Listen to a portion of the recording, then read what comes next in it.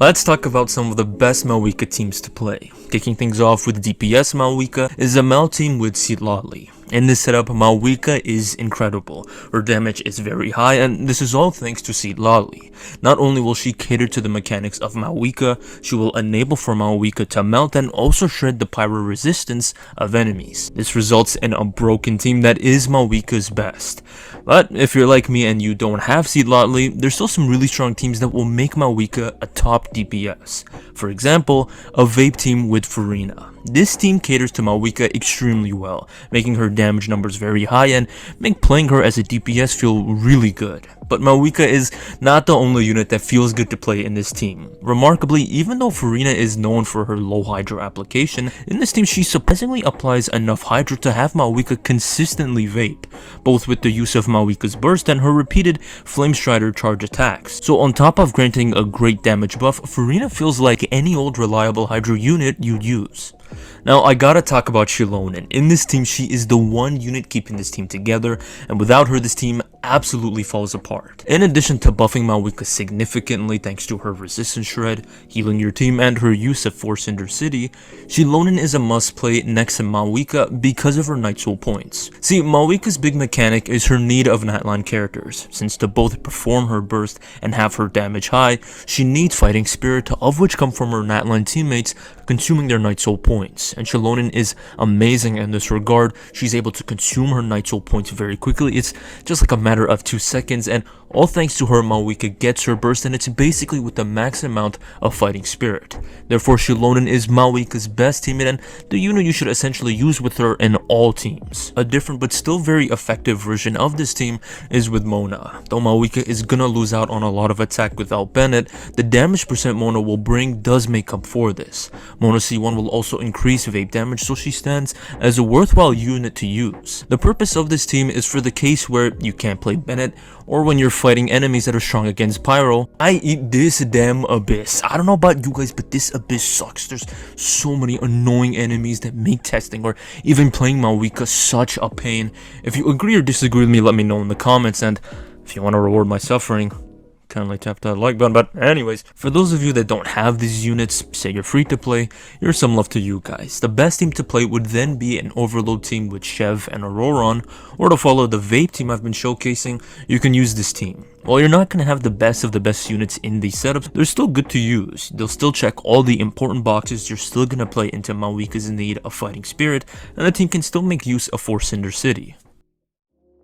Now I'm gonna talk about some sub DPS Mavuika teams. I'm really glad to say that Mavuika as a sub DPS is actually really good. She's very flexible as a character, which you'll see in the following teams. First of which is a Chaska team. In this team, both Chaska and Mavuika are massively supported. For Mavuika's case, because Chaska is in the team and will be consuming Night Soul points, building up Fighting Spirit will be no problem and you'll be able to use her burst very frequently. For Chaska's case, she becomes an exceptional DPS, and it's all thanks to Mavuika. In this team, Mavuika will use Force Cinder City, therefore she will give Chaska 40% Pyro and Hydro damage. Mavuika will also be using Wolf's Gravestone, so when enemies are below 30%, Chaska will gain 40% attack.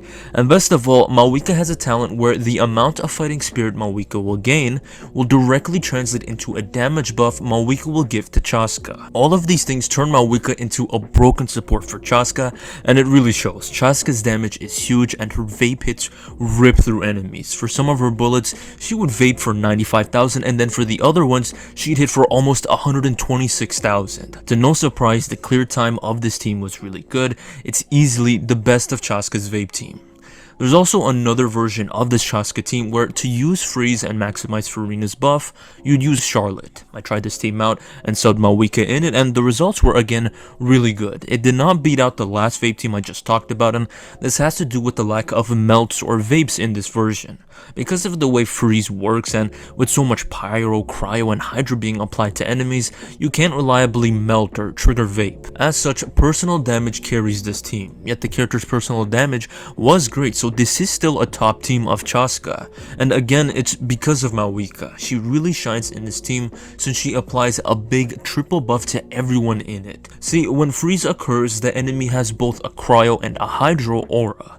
Thus, when Mavuika uses her skill to activate for Cinder City's buff, everyone gets the cryo, pyro, and hydro damage bonus. This becomes especially useful given that Chaska will be firing these very elemental bullets, so Chaska's DPS rises dramatically. Moving on, the next team I have for you is about a character I thought I was done talking about. If you've been following my channel, you'll know in my recent guides I've made multiple mentions of Navia. It seems with almost every patch she gets better, and this patch is no exception. She's already really strong, yet she's gotten another big boost. In addition to her usual team where Farina and Shalonen greatly buff her, now Navia will have Mavuika's damage buff. This allows her damage numbers to easily stay in the 200k range, even without Bennett. But the big thing I like about this matchup is the damage Mavuika provides for this team. This time around, Mavuika is a full-fledged sub-DPS using 4 Obsidian Codex, and her damage is really nice, particularly her burst, but aside from big numbers, Mavuika's addition really helps Navia. In her teams, it's mostly just Navia dealing the entire team's damage. Thus, in the instance where crystallized generation is slow or there's an enemy with high geo resistance, the team can feel slow. But by including Mavuika in this setup, her high damaging burst really eases the damage burden off of Navia and pushes the team to be at its best, even against really tanky enemies. No, this isn't the best variation of this team. Instead, it's with Bennett being played instead of Farina. And such is the case as Bennett significantly improves the 2 highest damage dealing characters, both of which scale off of attack. So Mavuika's burst deals much higher damage and Navia's skill damage is much stronger, hitting upwards of 326,000. Plus, with a second pyro unit, Shalonen will shred a greater portion of the enemy's pyro resistance instead of a little pyro shred and a little shred for Farina. On to the next team archetype, but before I get into it, I want to bring up some honorable mentions. Kanich and his burning team have gotten a massive upgrade. Instead of using Shungling or another pyro unit, he can be paired with Mavuika, use her damage increase, and benefit from her really high damage. Mualani's also got a big buff with Mavuika. Most notably, Mavuika's pyro application is perfect for her, so playing her has just become a lot better. This is just 2 of the many teams Mavuika is a big upgrade to. She can strengthen all sorts of different teams, as long as her need of fighting spirit is met. With this duo, you can improve or build around all kinds of different teams, like an expensive international team with Clorand. Clorand hasn't gotten much attention as of late, but if you're lucky enough to pull her in the next banner, or you just want to dust her off and play her in the current meta, or really any unit, you can do it with this team. You can even bring back my guy Ayato from the dead, he can work in this team, and hell, you can even play Ito in this team. And I haven't done any tests because this Abyss has such restricting enemies, but it seems like this is Ito's new best team. His charge attacks were really high, so fingers crossed. But it just goes to show the plethora of teams you can make with this duo. So let me know in the comments what team you're going to turn this duo into, or whatever team you're currently playing Mavuika in. Well everyone, these are the teams I have for you. If you enjoyed, please consider liking and subscribing, and check out my guide on how to build Mavuika for max damage. Thanks for watching, and take care.